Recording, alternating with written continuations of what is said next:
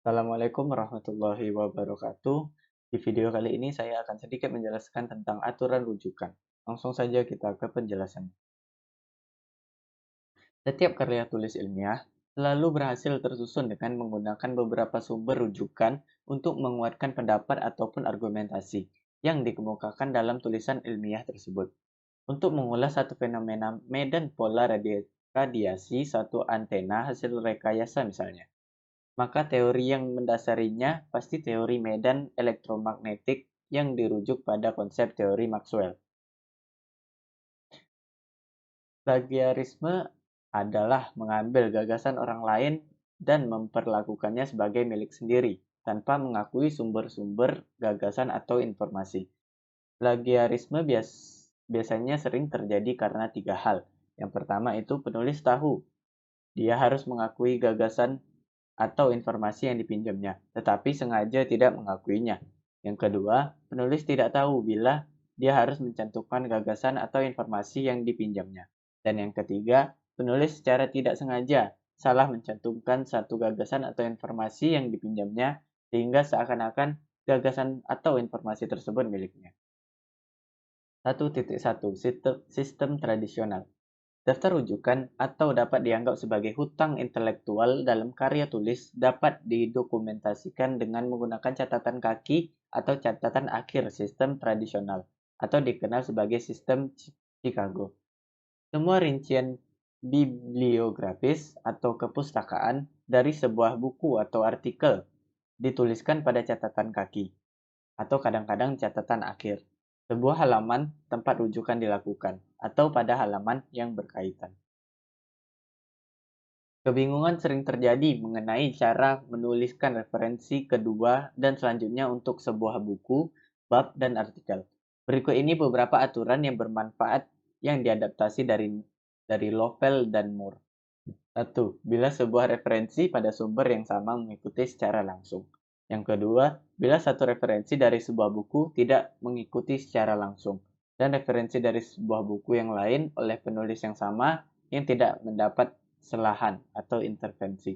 Yang ketiga, bila referensi-referensi kedua yang tidak langsung atau non-konsekutif dibuat untuk bab-bab dalam buku atau artikel, dan referensi untuk karya oleh penulis yang sama tidak disela. Yang keempat, bila referensi-referensi dilakukan untuk lebih dari satu karya oleh penulis yang sama. Oke, kita lanjut. 1.2 Catatan akhir. Berikut adalah contoh catatan akhir yang diadaptasi dari Lovell dan Moore. Oke, bisa dilihat sendiri ya, contoh-contoh dari catatan akhirnya. Itu ada 5, 6, 7, 8, 9, 10. 10. Baik, kalau mau dilihat di pause dulu. Oke, kita lanjut. 1.3 Sistem Harvard. Dalam sistem referensi Harvard, setiap referensi harus, yang pertama, ditunjukkan setiap kali kita menggunakan dalam teks. Ini disebut in-text referencing atau pereferensian dalam teks. Yang kedua, didaftar sekali dalam daftar referensi, bibliografi atau daftar perpustakaan. 1.3.1 Pereferensian dalam teks, yaitu tidak ada tanda koma yang memisahkan antara penulis dan tahun penerbitan, halaman-halaman, bab-bab, dan sebagainya. Mengikuti tahun penerbitan didahului oleh sebuah tanda koma. Jadi, setiap kali kita merujuk referensi dalam teks hendaknya meliputi yang pertama, nama keluarga atau nama akhir, atau nama paling belakang, penulis atau editor atau badan yang menerbitkan karya yang disistir. 2. Tahun publikasi atau edisi atau publikasi terbaru. Yang ketiga, nomor halaman. 1.3.2 Preferensian dalam catatan kaki. Catatan kaki memiliki peran dalam sistem Harvard, tetapi tidak digunakan untuk tujuan rujukan. Catatan kaki tersebut digunakan untuk memperluas butir-butir pikiran dalam teks, atau menyediakan informasi untuk rujukan artikel koran, wawancara, dan komunikasi personal. Nomor catatan kaki atau catatan akhir harus ditulis dengan superscript. Sistem catatan kaki Harvard sama dengan sistem catatan kaki tradisional. 1.4 Daftar kepustakaan. Daftar referensi diatur secara alfabetis menurut nama keluarga atau nama akhir penulis. Daftar ini membuat rincian lengkap dari semua sumber yang dirujuk dalam teks sebuah karya akademik. Terdapat perbedaan penggunaan antara referensi atau bibliografi. Referensi digunakan hanya untuk bahan-bahan yang telah dirujuk penulis untuk teks. Sementara itu, bibliografi mendaftar segala sesuatu yang dibaca penulis, sekalipun beberapa bahan yang didaftarkan itu tidak dilakukan sebagai rujukan. 1.4.1 Daftar pustaka untuk buku.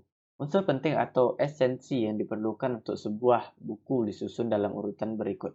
Yang pertama penulis, yang kedua tahun, yang ketiga judul buku, yang keempat penerbit, dan kelima tempat penerbitan. 1.4.2 Daftar pusaka untuk artikel jurnal.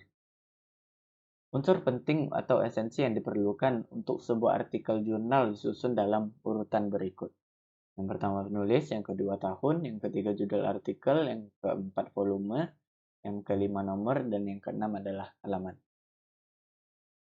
1.4.3 Daftar pustaka untuk majalah. Unsur penting atau esensi yang diperlukan untuk sebuah majalah disusun dalam urutan berikut. Pertama penulis, tahun, judul artikel, judul majalah, hari dan bulan, halaman. 1.4.4 Daftar pustaka untuk publikasi elektronik. Unsur penting yang diperlukan untuk sebuah publikasi elektronik bergantung kepada jenis publikasi tersebut. Akan tetapi, unsur-unsur yang lazim diperlukan adalah seperti disebutkan dalam urutan berikut. Yang pertama, penulis, editor, atau penyusun. Yang kedua, tahun, judul artikel, judul jurnal, volume, nomor halaman, bila tersedia, tanggal, bulan, dan tahun diakses, URL, baik keseluruhan atau hanya URL yang dari situs utama. Terima kasih. Sekian yang dapat saya sampaikan. Mohon maaf bila banyak kekurangan. Assalamualaikum warahmatullahi wabarakatuh.